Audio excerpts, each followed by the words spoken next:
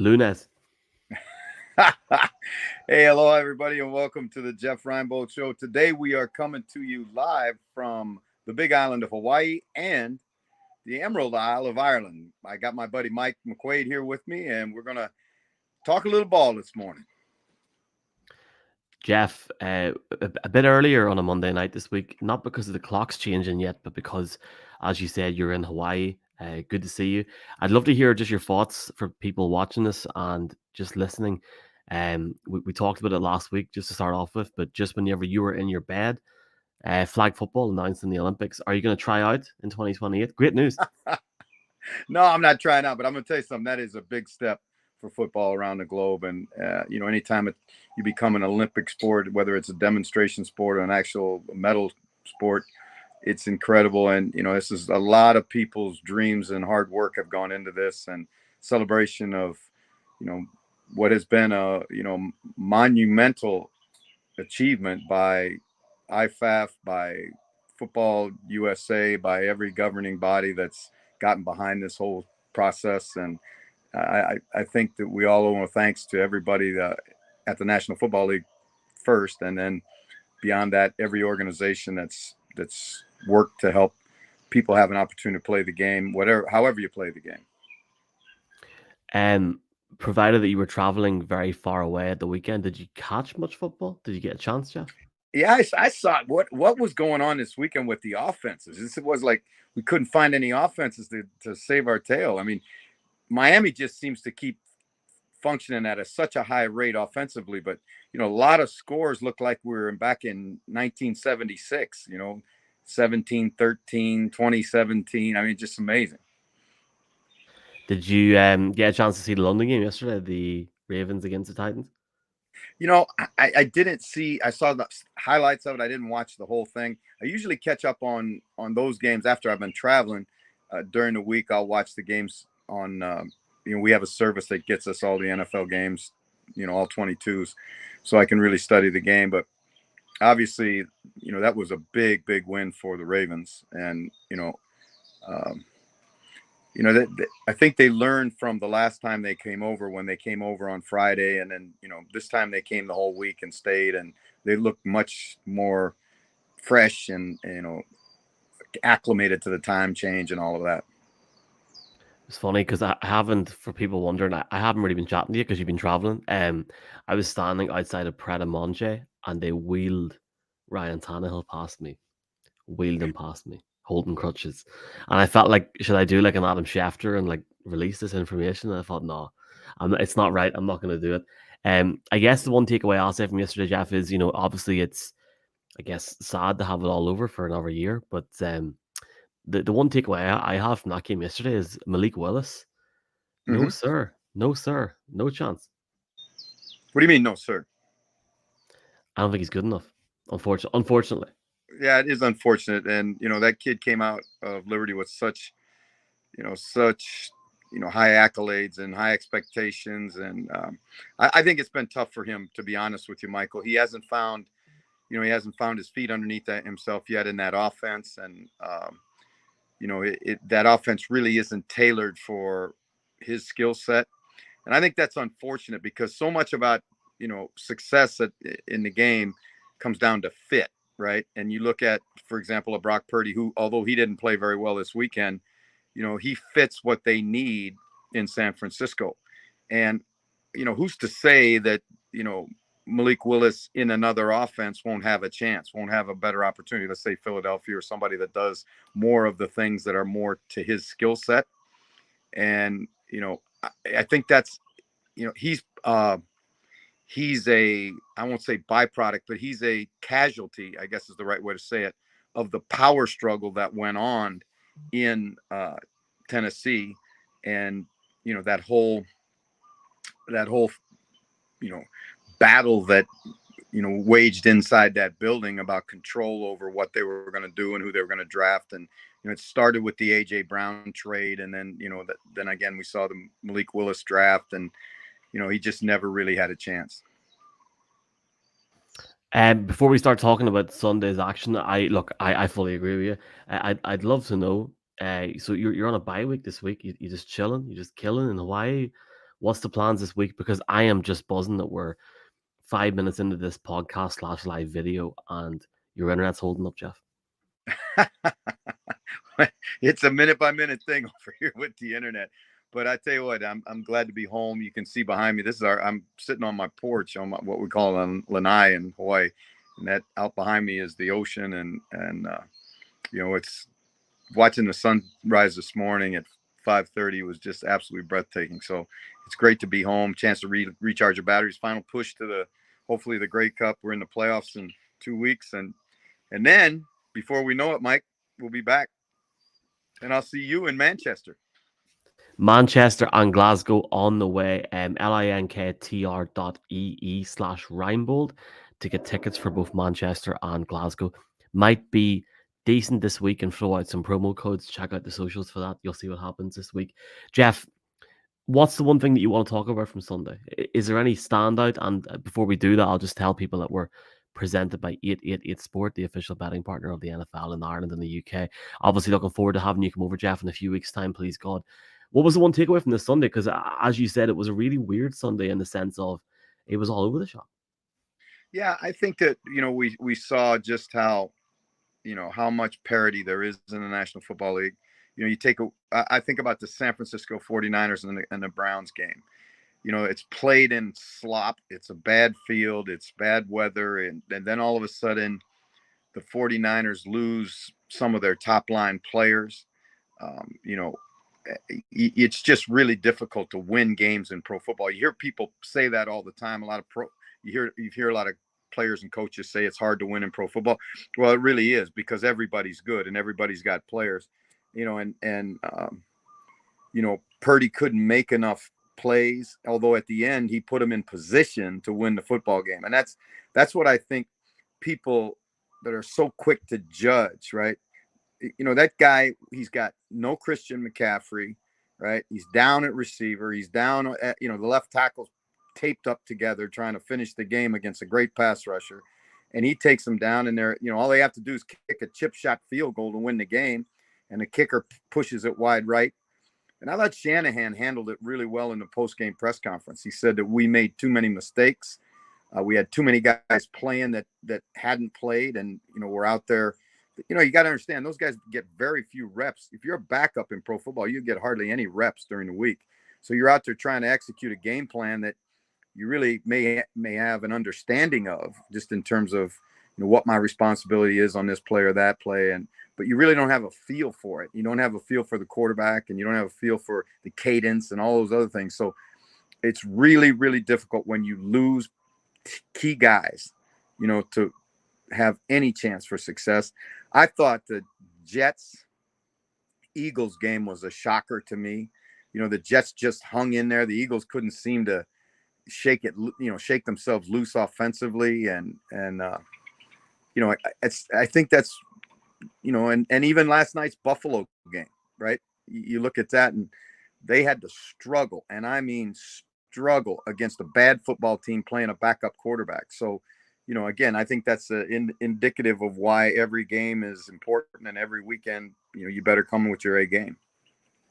I actually came into the house from London last night around the time, about 2 minutes before Jalen Hurts threw the pick at the end. And it was just insane to see. But I'll stay in the Niners very quickly, Jeff. Was sitting yesterday just after the game in like an area with a few people and looked up, and I want to give a shout out to the guys at 49er Faithful UK, the Irish Faithful also, and thank you, Jeff, and Jesse for that video for those guys. Flackers was on Sky Sports last night. It was interesting and fun to see him. Not the result that those boys would have wanted last night, especially at their watch party with Joe Staley, but certainly, sign of a good team, Jeff, where Shannon can stand up and go, look, we've made mistakes. We've made too many mistakes. They're too good of a team, and you'll see them bounce back next week. One thing that we didn't get a chance to talk about on the podcast last night with the other people was the Detroit Lions. 5-1 football team. The whole trajectory of this team has completely changed, Jeff, and the Lions have went from being complete rank outsiders / nobodies now to a significant threat, not just in the NFC North, but in the NFC, Jeff. I agree with you. They're 5-1. They're tied for the best record in the National Football League, and that includes a win over Kansas City, right? So, you're talking about they've gone into some tough places to play and won football games. And I think that's important to understand. Tampa plays very good defense. They struggled yesterday on offense, but that's football. You got to play in all three phases: offense, defense, special teams. And the Lions have been doing that, and that's why they're successful. They're better than people give them credit for. I think that starts with the quarterback, Jared Goff, and then just permeates through that football team. They've gotten so much better in the time that Dan Campbell's been there. The attitude has changed, the culture's changed. They're competitive, they're tough, they're resilient. They're exactly what the kind of team you want to be when you get to playoff time. And again, hopefully they can continue to get better during the course of the year and be a factor in the playoff race. We are an hour earlier tonight, but just a reminder for people that are watching or listening live to feel free to get your comments in as I yawn, Jeff. Did you see me harass Coach Harbour yesterday? No, I did not enjoy. I did not see that. So, I mean, I'm presuming you've been through Stansted Airport at least once, yeah? Yeah. Right. So we walk in laughing, going, "Oh, happy days! We're in good time here." And like, why is there a queue? And there must, like, I'm not even joking, 600, 700 people queued up for security minimum. So it was huge. But so they had basically halved off the security, like closed off a section for the Titans and for the Ravens. And we seen the Titans come in through security. And it took us the guts of maybe 70, 80 minutes to get through security. I almost missed my flight home last night. It was a bit crazy. But we were coming out of security and we walked straight up, and standing right beside us is John Harbaugh. So I was like, "John, how's it going?" Like all this sort of stuff. Started saying, "Would you like to play a game in Ireland?" And God help him, the man hadn't a notion what I was saying. He couldn't understand a word of what I was trying to say. But he was in great form. Like for a guy that got a lot of stick a few years back, in terms of like his attitude and the Ravens' attitude to playing in London, he was in good form last night. And don't know, man. I mean, it was good crack. Have you ever met any legendary players or coaches in an airport, Jeff, that I should be wary of? Or? Yeah, I was last year when I was in New Orleans to do the New Orleans Baltimore game and be a part of the touchdown trips crew that I enjoy being around with so much. Shout out to Ben yesterday. Yep, Jim Moore. I'm standing in the security line with Jim Moore, and we ended up having about a 45-minute conversation at Starbucks just talking football. So that was a lot of fun. The You playoffs got to guy. remember now, everybody's on Coach Harbaugh's ass about the fact that he was prickly after the last time. That's the worst defeat they've suffered in his history with the Ravens. The last time, when Jacksonville got all over him, and this time he won. So that's the way it is. Works in this business. You're happy for about 24 hours, then your gut starts to churn again because you got to get on to the next opponent. Your in-season / CFL replacement, Mohamed Sue, in person, Jeff, is 3 times the size of me. I was too scared to walk up to him. He's that big. Seems like a nice guy, but oh He's a my god, he's massive. fantastic. I tell you what, he's a fantastic guy, and he's very quiet. So he's very intimidating. Obviously, as big as he is and as quiet as he is. But I'm gonna tell you something. If you get him to talk, he's extremely intelligent guy and really, really, really informed. And I'm sure he did a great job at Sky. Before we go ahead and talk about some more games, let's have some fun for a second, Jeff.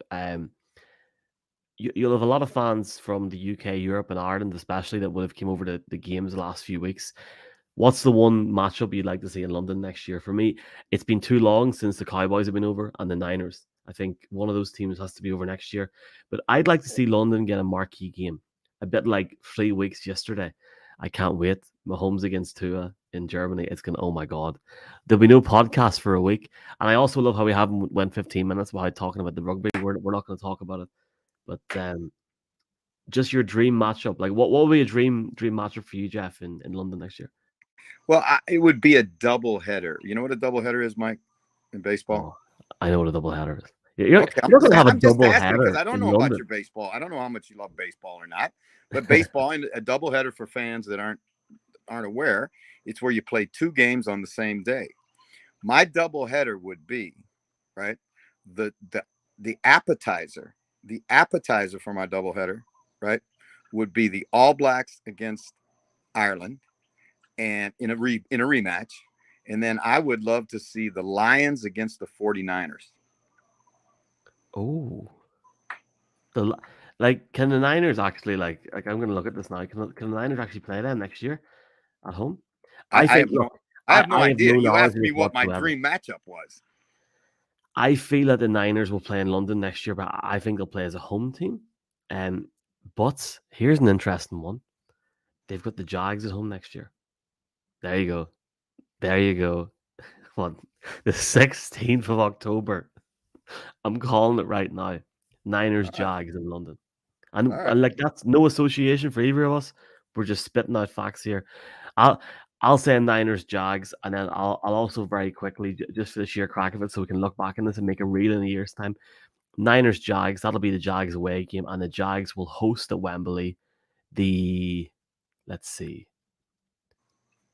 either the Raiders or an AFC North team. Now that could be interesting. That could be very Well, you think interesting. about it, it ain't going to be the Ravens, right? So they're out, right? What I think would be really nice to see is the Bengals and the What about the Jags. Steelers? Steelers got. I'm reserving Ireland for the Steelers. If the NFL wanted to, like, I mean, like the matchups aren't set until January. Yeah, we know whenever the divisions are finished. If the NFL wanted to do it, they could do it in 6 months. A London game or a Dublin game. It's not going to happen next year, but you're right. I think the Bengals would be a good one. Um, the Bengals would be good because they have such a big support in the UK, especially great guys as well. Bengals UK. I'd be up for that. Like Bengals, Jags, Niners, Jags. I could live with that. Joe Burrow Well, that's and what I'm saying. Brock I think Purdy. Joe Burrow and against Trey. I mean Trey Lance. Joe, but Oh man. Trevor Lawrence and Joe Burrow. In Wembley in front of what 90,000. Let's go. Or as Tom Brady said, LFG, my friend, LFG. And you've sort of rolled through a few games there at once, Jeff. I guess a couple of the big ones for me, like it seems now, I was on the way home last night from the airport and just I put the radio on and I've was joking with Ollie Wilson about this yesterday, saying, the radio's kept me solace for the last 3 weeks late at night driving home listening to these games.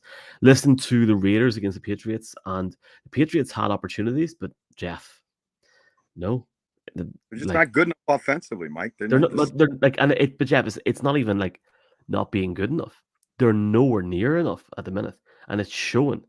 It just seemed really What? Here we lazy. go Really, again. We're like, here we go again with your like you love to hate the Patriots. I have never been around anybody who loves to hate the Patriots more than anybody. You, what is it? You some displaced Bronco? I don't know. What is it? I'm just talking generally. There was multiple opportunities last night where the Patriots on the offense just looked really out of sorts. That's Mike, all. Mike, that's football. They're not good enough, right? They're not good enough. Yeah, but like and like we haven't even mentioned no, but we haven't even mentioned Jimmy Garoppolo yet. I mean, Brian Hoyer went in and looked good again. Like I'm just putting it out there. I'm sure you've seen that point where they put Malik Cunningham, and even the commentator was getting annoyed. He was like, "How dare they think that a team is stupid enough not to realize what they're doing here?" Look, I am not hating anyone. I just feel like I mean, look, I mean, they've sort of bought their luck for 20 odd years. Like, I mean, like, they'll take a few bad years. I just hope, man, like we're sitting 4 weeks out from this game in Germany, and at the minute it's the Colts against the Patriots, and It's going to be a snooze fest, right? well, I that's thought snooze fest. let's talk about the Colts because I was really disappointed with the Colts. I thought they would go down to Jacksonville and play way better than that, and Jacksonville just hammered them. And the kudos to Doug Peterson for getting his football. That's a tough thing he's done. They've been on the road really for 3 straight weeks, and it's just that is really really hard to do. And to keep your team focused and keep your team healthy and keep your team you know, headed all in the right direction. You're talking about that is a major task. And I think Doug Peterson right now, if the Jag continue to trend the way they're trending, he's going to be a guy that's going to get some votes for Coach of the Year, depending on how deep they get into the playoffs. Sometimes the box score is really like not detailed enough because if you look at the box score yesterday, it looks like the Jags just didn't have a very efficient day. They put 37 points on the board. They were fantastic on both sides of the ball. Garner Minshew, 3 interceptions. I love Garner, but he's Garner. He's gonna have to get better than that. There, simple facts. Like you can't rock into Jacksonville and expect to be in that situation where you're only putting 20 on the board. He needs to make less mistakes. He had over 300 yards on the day, but the run game, Jeff, was just not there. When you've got Zach Moss, who had such a big week the week before, Jonathan Taylor coming back, and the Jags had every answer for them. They had a combined amount of 40 yards rushing between Moss and Taylor. That needs to improve. No question about that. And first thing is they got to take care of the football. You cannot have turnovers in the National Football League and win. It's almost impossible when you turn the thing over 3 times or more in a game. And one of the analytics that I pay a tremendous amount of attention to is turnover ratio. How many do you get and how many do you give? And if you are in the negatives, you're usually not going to win a whole lot of games. If you're in the positives, you look at the end of the season, the teams that are fighting it out for a Super Bowl, or deep into the playoff run, they're usually the teams that don't turn the ball over. They're positive in the turnover ratio. Mr. Efficient. Sam Howell, Jeff. 3 touchdowns, 150 that was yards, that was a 24 points. that wasn't a shocker, but that was a surprise because I had kind of left the Commanders for dead after the performance the other week. And then they went out last night, and that's the inconsistency of a young quarterback. But he was certainly much better than he was previously. But on the other side of the fence, there, you're talking about inconsistency. Inconsistency for Arthur Smith and these Falcons. Weeks where they look really, really good going forward, and then that happens yesterday, and you're like, "What is this team?" Mike, I think that's it's important if fans understand that that's because they're not quite good enough yet, right? They're not quite good enough, and they're going to be that way until they're probably another year or so, and they get the roster exactly where they want the roster. They're trending in the right direction compared to where they were when he took that job, but it's a to turn it in 2 years or 3 years is really, really, really difficult. That's what makes what Campbell's done in Detroit even more impressive, right? They've drafted well. They've signed the free agents smart. They've changed the culture. They changed the toughness, so I think that, Dan Campbell's another one of those guys. We're way early talking about this, but Dan Campbell's another guy that's got to get a few votes or consideration anyway for Coach of the Year. One final topic before we go to the mailbag segment, Jeffrey. It's not about your jumper or your T-shirt. Are you a big Broncos fan today? It is the following. You're talking about like start of the show, start of the podcast about the lack of points, like the Bengals Seahawks game, like the lack of offense, for example, 17-13 final. But the Bengals grinded out again, and suddenly that talk, they're getting back. They've got that opportunity. They've got that path now. They win. Gino didn't have a great day though, Jeff. Oof, like not at all. 3 interceptions I think he had yesterday. Yeah, and it's they're both clubs that can be in the playoff conversation. I think it's way too early to say the Cincinnati Bengals are back because that was not exactly a put an exclamation point on that victory and say that's who we are. I think that it says a lot of positive things. They can win ugly, and that's what they did. They won ugly.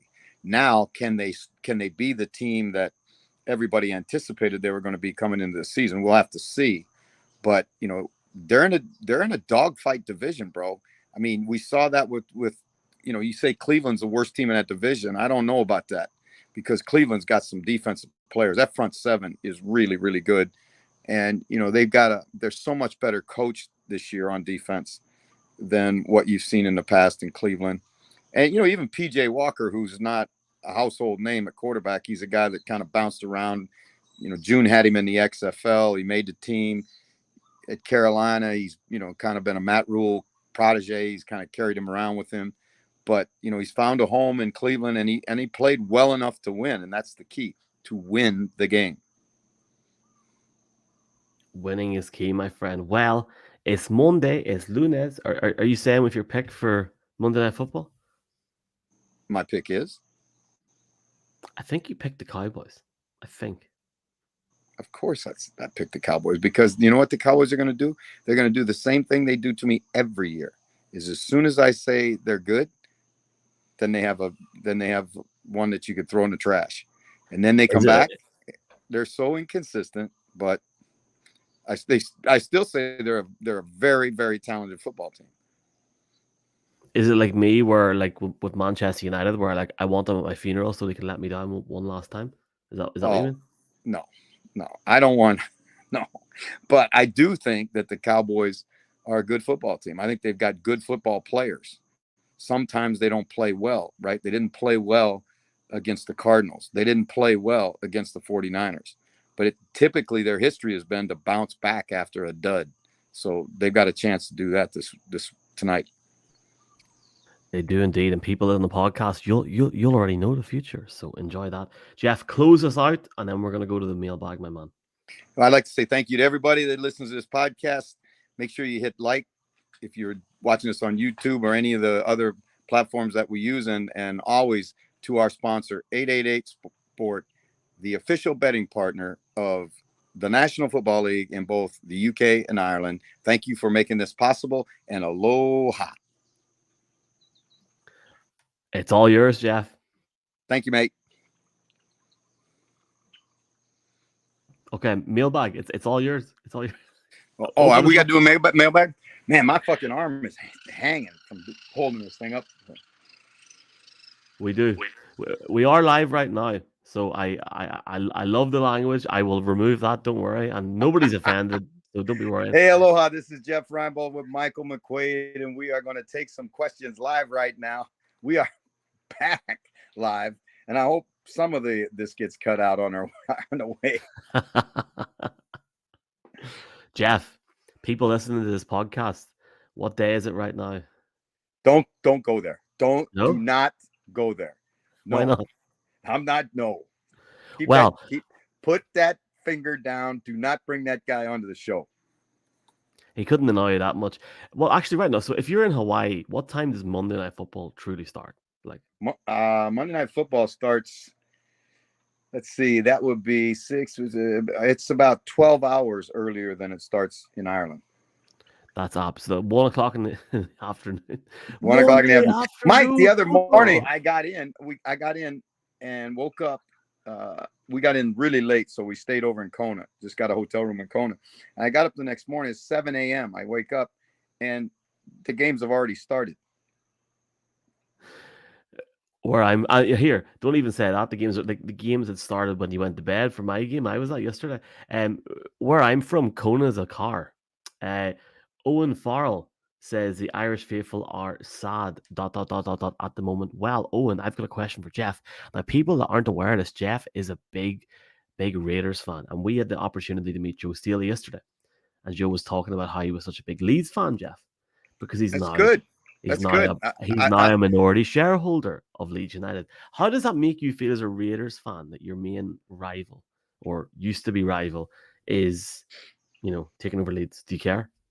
No, because anybody that can help Leeds get back to the Premiership, anybody that can put Leeds back where they belong, which is at the pinnacle of the football world, and I'm using your football world, all right, which is where we belong, truly belong, the magnificent whites, that's where we belong. Anybody that can help us do that, I'm okay with. Anybody. Like anybody? Anybody. Even Taylor Swift. Yes, I said it. Wow, wow. Well, you said it, so I will say no more. Um, you know, look, I have to say Joe was great, but I mean, like you guys have had Johnny Giles, Robbie Keane playing for you, so I can't say too much just for that. So I'll say no more. Right, we got a few questions. Big shout out to everyone watching us, listening to this. Kev from London. Hi Jeff. Last year the Giants got the luck on games, for example, like the Bills on Sunday. What's your thoughts on the schedule? Can you get to? Sorry, what's your thoughts with the schedule they can get to given the injuries and O line? Um, I was surprised how close they kept it, Jeff. But even if you looked at that Thursday night game between my Denver Broncos and my Kansas City Chiefs, who I hate / love, of course, that was a very low scoreline. Yeah, again, the whole weekend was kind of abysmal if you like offensive football. There really wasn't anybody, with the exception of the Dolphins, that really hung numbers. So I think we look at the Giants, and you just see what the problems are. It's so evident what the problems are. They cannot block anybody. Their offensive line now is starting to get chewed up, and so if you got a bad offensive line to start with, imagine what you got when the backups to a bad offensive line get on the field. And that's what they're faced with right now. And they better be careful if Daniel Jones is the guy that they want to be the captain of the ship going forward, putting him out there behind those guys, because they may get him hurt worse than he's hurt right now with that neck. Okay, my friend. Okay, my friend. We've got a message from Luke, who is from Glasgow. Hi, Jeff. Excited for your meetup in a few weeks' time. What do you think of the Detroit Lions? Do you feel like they can go all the way this season, or do you think they're a couple of years short? Well, I think it's a little early to say they're going to be in the Super Bowl, but I think they're going to be in the conversation if they can keep going as they're going right now. It's a 5-1 football team. They're tied for the best record in the National Football League. Now, do they have some deficient areas? Yeah, I think they do. Right. I'm not sure when push comes to shove if the secondary is going to be able to hold up, because they got to stay healthy. Right. And I think when you look around at that football team, they have improved in every facet of their game. I think they need still one big inside guy, one what we call three technique, the guy that plays over the guard, that can be a dynamic pass rusher for them. I think if they get that, then they're really going to be nasty on defense. But this is a team that you got to like the composition, you got to like the toughness, you got to like the resiliency, and you got to like the competitiveness of that football team. They are exactly like their head coach. I'd love to get a pint with Don Campbell at some point. My man Trev from Mayo in Ireland, he's coming to your event in Galway, Jeff. So big Bills Awesome. fan. You have mentioned this a couple of things, but even if you want to go into maybe a bit more detail on it. Hi, Jeff and Michael. My question is, was the Buffalo Bills win last night a good, dirty win or a win covering up concerns? Get well soon, Jeff. Trev. Get well real soon, Trev. And I think you can look at it two ways, right? Number one, over the course of 17 games, you're going to win some like that. You got to win some like that, right? And they're not pretty. They're not ones you want to brag about. They're going to have a hard time finding video highlights of it, but they're wins. And at the end of the season, and I say this, this is a coaching cliche. They never ask how, they just ask how many, and that's about wins. And so they got one last night. If you're the Giants, you got to be just gutted, because there's one that slipped away from you that could have been I think a stepping stone, launching pad kind of game. But the reality of it is the Bills were just good enough, and sometimes just good enough is good enough. We've got one here from Paul, who is from, going by his Twitter account, a galaxy far, far, far away. He's really hit that one on the head. Any thoughts on the very low scoring week of games, Jeff? It seems quarterback play is fair to middling so far this season.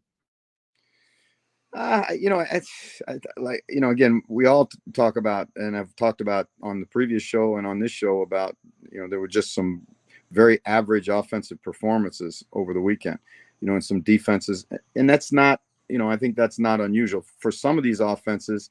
There's now 5 weeks, 6 weeks of tape that the defensive coordinators can study.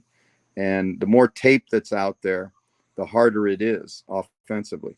So I think that's part of it, and I think some of it's just a little bit of an anomaly. It's just one of those crazy weekends where it doesn't seem like anybody could get the thing in the end zone on a consistent basis. And you look at the games that we've talked about, the Browns and the 49ers. I mean, you play that game, and I'm not down in the Browns, but you play that game 10 times, 7 times, the 49ers are going to win. But they didn't this game. And the Browns did what they had to do, and that's the bottom line. This next one's from my man Keith, who's from Ireland. He's a big Dolphins fan. Keith, the Steins are on you in 20 or 19 days' time, my friend. See you soon. Hi, Jeff. Will the potential return of the two Jalen's to Miami defense make a difference in the business end of the season? And I'm going to add a little double part to this question, Jeff. Will Keith have a good time in Frankfurt? Is Frankfurt a good city for a few scoops, shall we say? And I'm not talking about ice cream. Well, I'm gonna tell you something. There's every place in Germany is a pretty good place for two schools. That's been my when I was doing field research in that area. That's what my field research Field told. research. But Keith, I know you guys are gonna have a great time in Germany. Let's talk about the two Jalen's getting back to the Miami defense. The Miami defense is pretty good right now, right? I mean, I think they're pretty doggone good right now. And anytime you get a frontline player, like those guys are, and or particularly, I'm going to use Jalen Ramsey as my number one, illustration is when you get a great cover corner that allows you to do so many more things. And Fangio's a veteran coordinator who understands how to use personnel. And I think the more chess pieces he has, the better he coaches, and that's everybody. You look at that offense. I mean, they're extremely dynamic. They do a lot of really neat things, but as long as you got the cheetah, you got a chance. And I think as Miami gets healthier, if they don't lose any more guys down the stretch, they're going to be certainly a team that we'll be talking about in January. Interesting field research, Jeff. We got a few more minutes for questions. I think if you have to go, don't worry. I know your arm's going mad. I can imagine. So 2 or 3 more questions and we'll go. Mr. Watt, hi Jeff. What do you make of Kyle Shanahan's play call at the end as he had Purdy spike the ball, even though they had one timeout left? Surely they could have ran one more play on third down, lined up the field goal easier than just calling a timeout. What's your thoughts on this? Well, I'm going to tell you something. I agree with what Shanahan did, because he left them enough time that they didn't have to hurry the field goal, which is unsettling to a kicker. They had lined the play up previously. They had run the ball right where they wanted to run it. And so as soon as he had it in that situation, he had Purdy spike the ball. I agree with the call, right? I completely agree with the call. What you don't want at the end of the game is run a play and then all of a sudden a guy struggles for extra yardage or whatever, or you get a negative yardage play or a fumble. I mean, you really, it comes down to mitigating the risk at that point. I mean, you got to hit whatever it was, 35-yard field goal or whatever that thing was. I mean, you've got to be able to hit that. You're a pro kicker. And if you can't hit in that situation, they're going to be, you're not going to be around very long. And so I agree with what Shanahan did. Eric and Cardiff. Jeff, yesterday there was a lot of talk from Adam Schefter and different people asking about a potential Super Bowl in London. Do you think this is any conversation in terms of a possibility at all, or do you think it's spin just to get headlines? I think it's spin for headlines, to be real honest with you. I'm sure that people talk about it. I mean, but they talk about a lot of things. But, you got to understand the economic impact of a Super Bowl coming to your city. Michael, you've seen it. You've seen what it's like, when the Super Bowl comes to town. Well, that's not, American cities are not going to give that up without a fight. And so because of the way the Super Bowl is, you have to bid on the Super Bowl. Now, certainly London, if they chose, let's say London, has had an Olympic Games. It has the wherewithal to bid against LA or New York or Miami or New Orleans or any of the other big cities in the United States. But I just really think there would be so much political pressure on the NFL if they would lose that game It or would be take that game ridiculous. outside the country. Pardon me? It would be like not even like I agree with you. Not even that there. And look, obviously we want it all to happen, like and grow, and of course. But if the Arizona Cardinals got the Super Bowl in 5 years' time in London, do they really expect every local media to fly over to London for a week and sit in a warehouse? That is not going, and like never mind that there, but like all the rest of the media in the States to come, like for people that aren't aware of this, they all come to Radio Row. They're not going to fly over to London for a week. That can't happen. Well, I agree with you, Mike. I think that's just another of the issues. But to me, whenever you address something with the National Football League or, Premiership Soccer or, the NBA or Major League Baseball or NHL or any of these gigantic sports enterprises, the number one thing is always money. What does it do for us financially? And then what is the impact, to the communities financially? The other thing about that game is that everything that goes around that game and all the logistical things that are involved in putting on that game. and like I say, London is a world-class city. It's had the Olympic Games. You get Wimbledon every year. You get world-class sporting events every year. But again, I just can't see how the politicians in the United States are ever going to let that game get out of, the United States, just from a financial standpoint.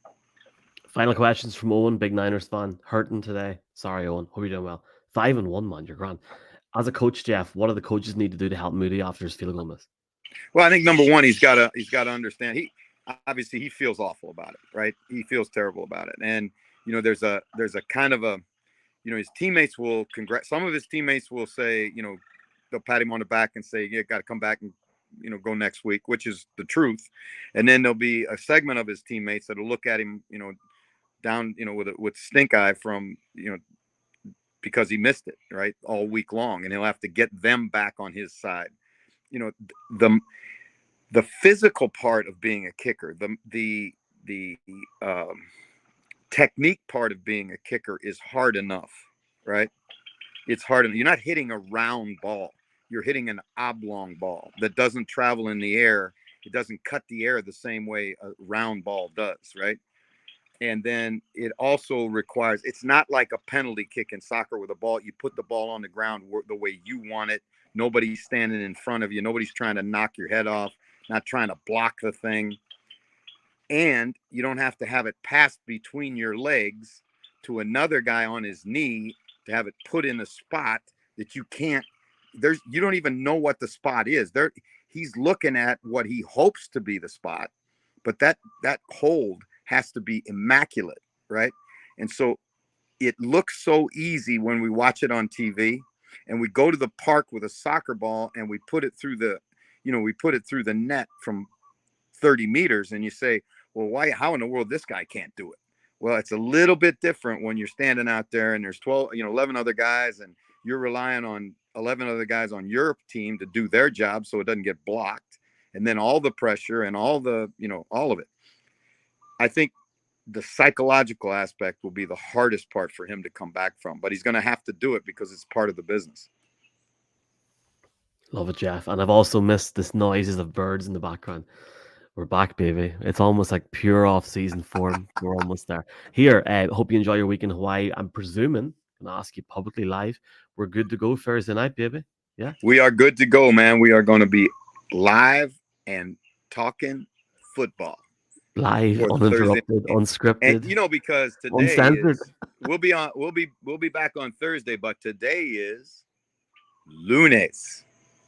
Lunes, Michael. It is. You can uncork your guy now if you want to uncork. I can't because the audio doesn't go on the podcast. So I might do it whenever I hit the button to say goodbye here. But Jeff, thank you all so much.